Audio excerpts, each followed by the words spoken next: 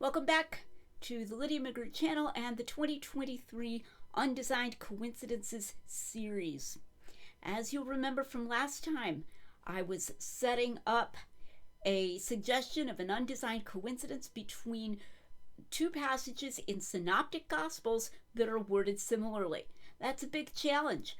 I've talked before about undesigned coincidences in this series between John and the Synoptics, and I'll probably do so again before I complete the series.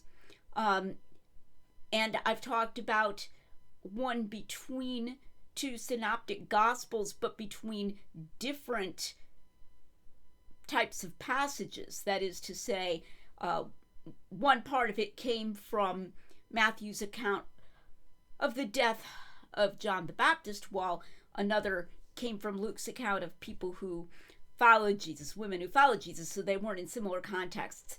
This one concerns similar contexts. The parable of the vineyard, also called the parable of the wicked tenants. So this is supposed to be more challenging, but it's going to concern details that are unique to two different Gospels, because even when you find things worded similarly, in this case, in all three synoptics, this is what's called triple tradition material, you still find detail differences in places. So I suggested you might want to go read the parable of the wicked tenants in Matthew and in Luke. It also occurs in Mark, and see if you could guess what undesigned coincidence I'm going to suggest. I won't keep you in suspense any longer. I'm going to read from Luke 20, beginning with verse 15. This is Jesus speaking, and he's talking about the tenants murdering the son and heir of the owner of the vineyard. And they cast him out of the vineyard and killed him. What therefore will the owner of the vineyard do to them? He will come and destroy these vine growers and will give the vineyard to others. And when they heard it, they said, "May it never be." Okay. Now you'll remember from last time that I acknowledged that in Matthew, some of the people in the crowd themselves answer the question, what will he do? They're like, he's going to come and kill him. He's going to come and destroy him. They're really getting into the story. And then in Mark and in Luke's version, Jesus answers his own question. But I argue there's certainly no contradiction there. People often speak in overlapping ways, or Jesus could just say, you're exactly right, that's what he's going to do, and he's agreeing with what they say the owner of the vineyard is going to do. So there's no contradiction there. And I want you to remember as I go forward through this video that from a critical scholarly perspective, they find nothing overly conjectural or strange about saying that Matthew made up the answer of the crowd to Jesus' question to make it sort of literarily more cool. Sometimes they'll even say it's being, against the Jews. It's almost anti-Semitic, even though Matthew clearly is Jewish and writing his gospel for a Jewish audience. But, to make them be condemned out of their own mouths, and that he changed that. And they find nothing overly conjectural about that. I'm going to suggest an explanatory relationship between Matthew and Luke, which, a critical scholar who doesn't accept undesigned coincidences would probably say, that's just some conservative conjecture. But I would argue that it's less conjectural than imagining that an author made something up and then trying to go afield to think of a motive for him to do so. All right, now, what I want you to notice in those couple verses of Luke that I've read is that there's something just a little odd there. Sometimes when we hear a satire or we see a movie that's meant to be kind of a political allegory, we recognize the point. We recognize the reason. And indeed, all three of the Synoptic Gospels say at the end here, later, in the part I didn't read just now, that the religious leaders knew that Jesus was telling this parable against them, and they were angry. the same way that you might be somewhat angry if you saw a movie that was supposedly set in a fictional country, but it was clearly directed against your side of the political spectrum. You'd be like, yeah, I know what you're doing there. You're trying to make out that this is what, conservatives are like, or this is what liberals are like, or whatever. So it was not difficult for the people to gather that Jesus was aiming this parable at them and was making a kind of scary, negative prediction about something that was going to happen. But as Luke tells the story, he doesn't make that explicit. Jesus says that the owner of the vineyard will come and destroy them and take the vineyard and give it to others. But notice that the people, it says when they heard it, this is the crowd now, some people in the crowd said, "May it never be." And that's a little odd, because up to that point, Jesus is just speaking within the terms of the story. So it would be sort of like if someone told a fairy tale in which, all of the, in which the wicked witch is killed and says, and what's going to happen? Well, the good fairy is going to kill the wicked witch. And as if you jump the gun, you figure out that you're supposed to be the wicked witch, and you come right in there and say, that's terrible. The good fairy's going to kill the wicked witch? I hope you're wrong. It's weird. When you think of it that way, even though they could figure out what he meant, there's an immediacy here. If you just read Luke in isolation, where they seem to be coming in before any interpretation has been given, and they're not even said to give it themselves. So it doesn't say that they said, okay, yeah, you're talking about us, aren't you? Well, may it never be. May you be wrong. I hope you're proven wrong. God forbid. Okay, not that they, point out that they know what he's talking about and then say, may it never be, but rather that, like the minute they hear him say he will destroy those wicked tenants, they're like, oh, that's terrible. It looks a little bit odd, almost as if they're identifying with the bad guys in the story while we're still talking about the bad guys, okay? Instead of saying, yeah, I see what you did there first, and then saying, I hope you're wrong. So that's odd, and it's unique to Luke, okay? Now, it's not impossible that, people just jumped right in there and didn't feel they needed to make that explicit, but I think we have a better explanation than that if we go over to Matthew. Something unique to Matthew. So again, even though this is triple tradition material, the parable and the dialogue and so forth, and the anger of the religious leaders, the details vary. Matthew 21, 43, Jesus speaking, therefore I say to you, the kingdom of God will be taken away from you and be given to a nation producing the fruit of it.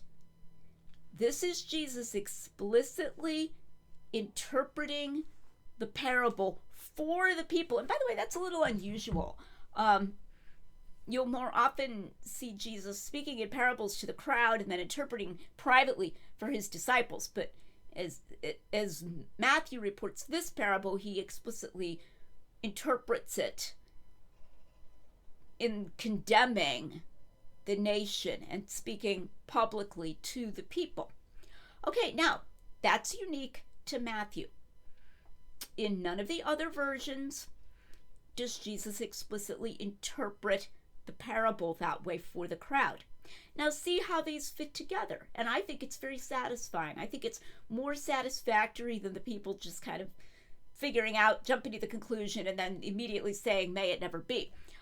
That Jesus says, the kingdom will be taken from you and given to some other people, and then some people in the crowd cry out, no, may it never be. That's a really natural progression. And in that sense, something unique to Matthew explains something unique to Luke, even in triple tradition material across the synoptics.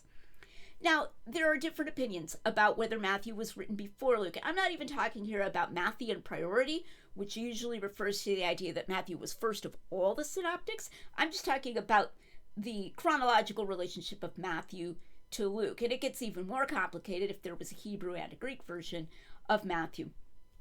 But there are even critical scholars who think that Matthew was written before Luke.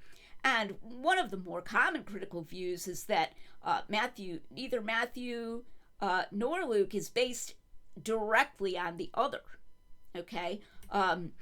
In this case, with it being triple tradition, the idea would be that they're both based on Mark.